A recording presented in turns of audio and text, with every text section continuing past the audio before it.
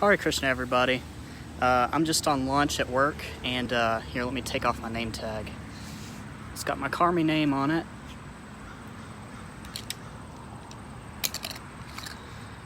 And happy Ekadasi, of course. I hope everybody is fasting today.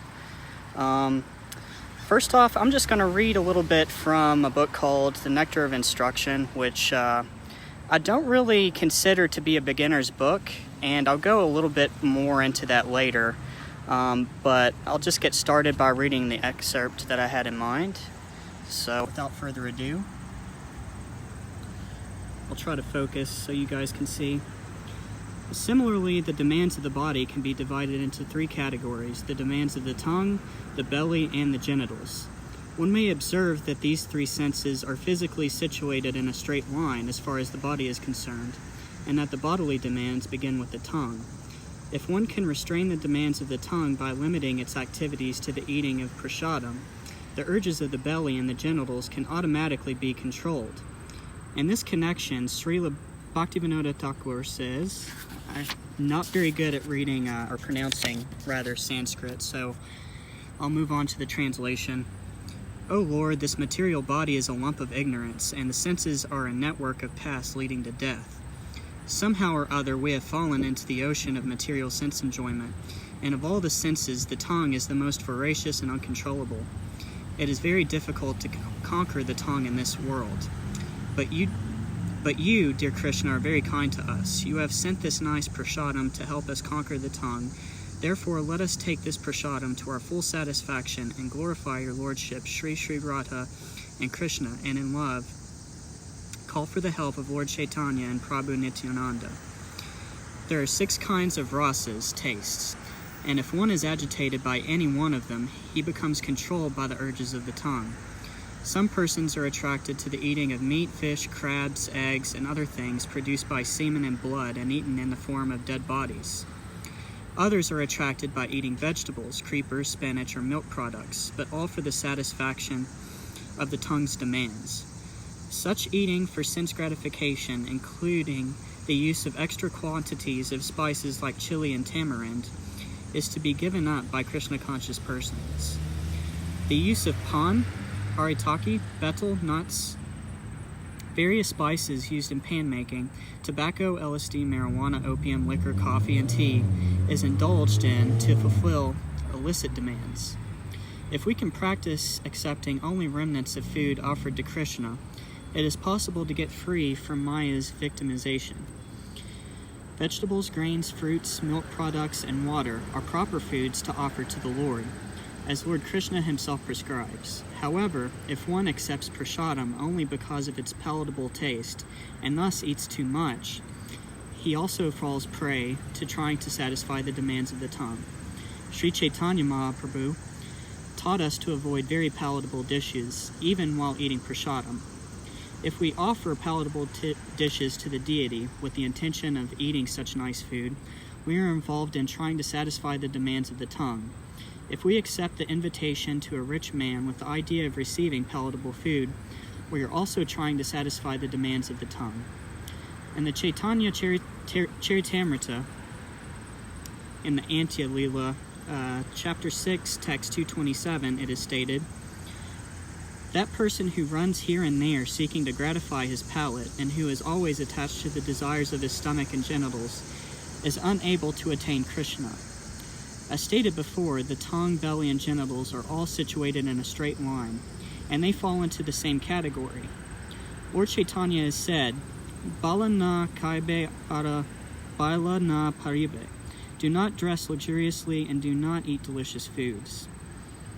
Those who suffer from diseases of the stomach must be unable to control the urges of the belly, at least according to this analysis. When we desire to eat more than necessary, we automatically create more inconveniences in life. However, if we observe fasting days like Ekadasi and Janmashtami, we can restrain the demands of the body.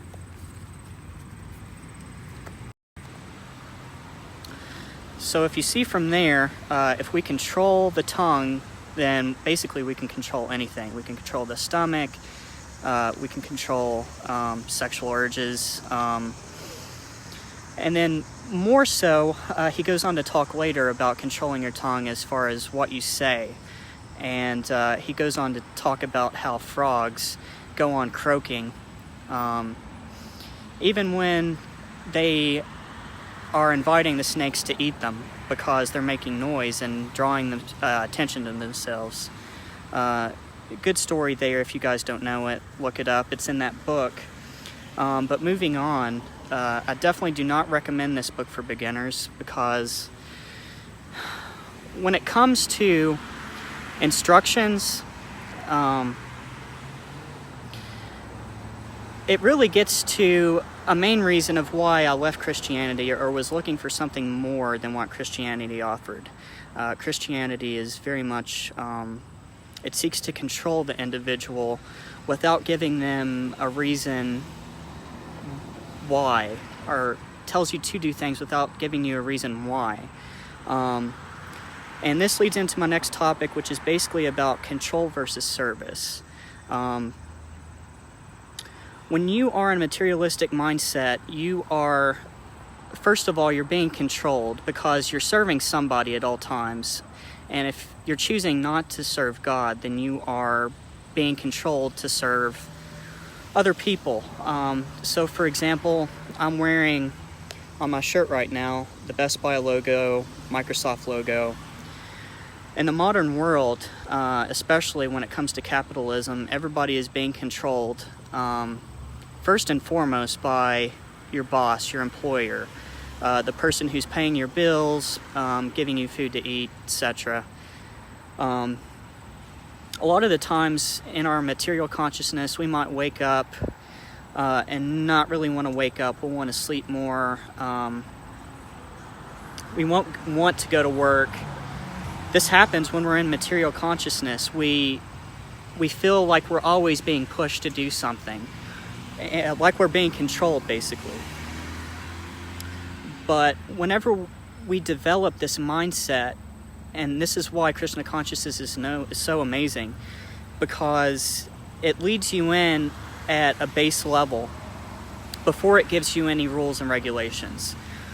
This is Krsna. This is why you love Krsna. This is what Krsna did for you. This is where we start out at.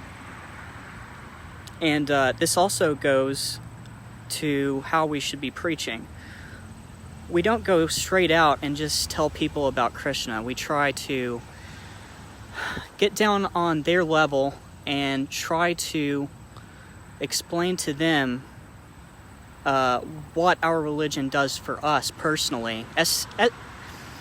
If you live in a secular society, do it in as much of a secular way as possible. So, for example, if you're talking to people at work, they're probably atheist, agnostic, whatever, if it's here in America. So you want to say something more like what it does for you. So instead of always feeling like I'm controlled, like I have to go to work, I have to go to school, I have to provide for my family, I have to take my kid to school, I have to cook prasadam, I have to follow the 4 regs, I have to not have sex, I have to do this, do that, do this, do that. First and foremost, you have to develop a relationship with Krsna. I kind of lost my train of thought. So what I was talking about is preaching. When you're preaching to people, you want to tell people that instead of feeling that control, like you're being controlled 24/7, you want to eventually come to this place of feeling in love and like you want to do things for people. You want to serve people. You want to serve Guru. You want to serve Krsna. You want to serve Srila Prabhupada. You want to serve your dear friends, loved ones, whatever. Doing this creates a mindset of liberation and happiness instead of negativity, depression, anxiety, so on. So I think this is something that anybody can relate to, whether they're religious or not, is that they want to feel free. They want to have the ability to choose their life, to do what they want to do. And that's a much better way of going about your life, I think, than being controlled. And that's why I'm saying that the Nectar of Instruction, I don't really think is a beginner's book, because you have to find that motivation for following the instructions before you actually start to follow the instructions. So, moving on, I wanted to talk a little about chanting in those regards. So, when it comes to chanting, obviously, basically, if you don't feel the motivation, you really shouldn't be doing it. It's something that you really need to develop the service mindset in order to do effectively. Don't force yourself to chant. Do it because you want to. And this involves going in order, learning who the Supreme Person is, learning who the Supreme Person is, when they lived, what they do, and read the scriptures, read the philosophy. If it makes sense to you, then go from there. If it doesn't make sense to you, then you're not ready yet. You don't have to force people to follow this way of life yet. Everybody is on their way here, regardless of where they're here now or not. They will get there. I'm being a little scatterbrained because this is kind of all of a sudden, and I'm on break at work. But really, I just wanted to say that I've been chanting pretty much 24/7 now. I'm not just chanting my rounds, but when I'm at work, I'm walking around Hare Krishna, Krishna Krishna, Hare Hare, Hare Ram, Ram Ram, Hare Hare, under my breath all day. I have coworkers coming up to talk to me, and I'm chanting while they're talking to me in my head. And this is great because it promotes the mindset of, maybe unintentionally, I can't really describe the logic to you, but it makes you see everybody as pure. When you're chanting all day, every day, you're always in the mindset of service. You're always in the mindset of loving others. I don't know how to describe it in a logical way at the moment. I'm a lot better at writing these kinds of things, I feel like. But I think if you ever get the motivation to chant all day like I've been doing lately, it will really help you. It's changed my life in the past few days. I have much more to talk about. I have much more motivation for doing things. I don't really think about myself anymore. It's just, it's a weight off your shoulders. I can really see what liberation, eventual full liberation could really do for me. It's amazing. Moving on, I would also just like to talk about real quickly, since I went to Columbus 2 days ago and had an absolute blast, experiencing kirtan and association with other devotees firsthand in person, experiencing transcendental sound vibration. I've always been drawn to kirtan. I grew up playing guitar, and I've always had this association or drawing to eventually want to do kirtan, but being there in person and chanting the holy names for 8 hours straight with the music and just losing myself, I've really developed a passion for doing Harinam Sankirtan in general, and I want to learn how to play the harmonium now. So I'm going to be saving up for a harmonium. I'm hoping to get one for my birthday in about 5 months from now. And I just wanted to talk a little bit about buying a harmonium, especially buying your first harmonium. There's a lot of websites online, and this especially goes for those of you guys that don't live near a store that sells harmoniums where you can go and try them out firsthand. If you're buying your harmonium online, you want to make sure to go with a company that is getting these instruments in and is tuning them and is making sure that they're ready to be used by you. Because a lot of the times, a lot of these Krishna goods stores like Krsna Culture, Krsna.com, all these other stores that sell kirtan instruments, They don't really set up the instrument. They don't spend any time with them to make sure that they're ready to go. They're in tune. There's no buzzing on the reeds. The drum heads are in tune. There's no chips or cracks in the curtals, stuff like this. So I would heavily recommend going with a site specifically that I know to be good, like olddelhimusic.com.